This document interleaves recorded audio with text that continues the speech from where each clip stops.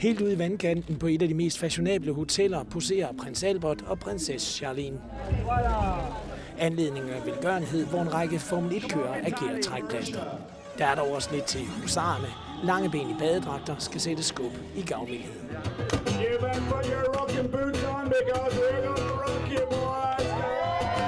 Stemmen og ansigtet her er bekendt. Tidligere F1-teamer Eddie Jordan har taget fri fra sit job som Formel 1-ekspert for BBC for at give den gas med sit band.